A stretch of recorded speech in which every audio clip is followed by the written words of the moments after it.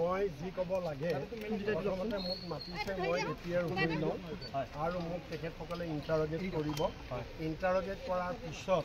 মই তাৰপিছত আহি যি ক'ব লাগে মই আপোনালোকক ক'ম এতিয়া মই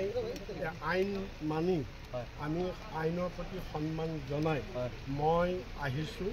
যিহেতু মোক ভিজিলেন্সে মাতিছে গতিকে মোৰ সাক্ষ্য ল'বলৈ মোক জেৰা কৰিবৰ কাৰণে মই তেওঁলোকৰ ওচৰত এপিয়াৰ হৈ লওঁ আৰু এপিয়াৰ হোৱাৰ পিছত মই ঘূৰি অহাৰ পিছত যদি কিবা আপোনালোকক তাত ক'বলগীয়া থাকে মই তেতিয়া আপোনালোকক জনাম আপোনাৰ কিবা ভুল হৈছে বুলি ভাবেনে আপুনি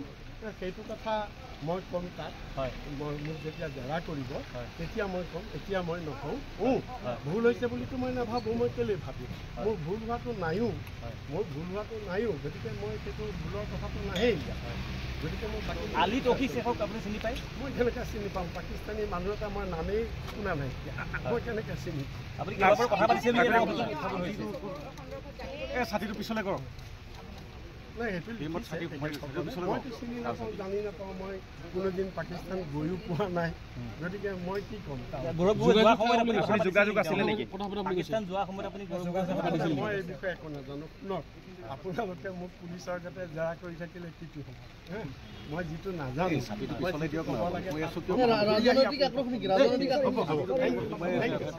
আৰু এয়া হৈছে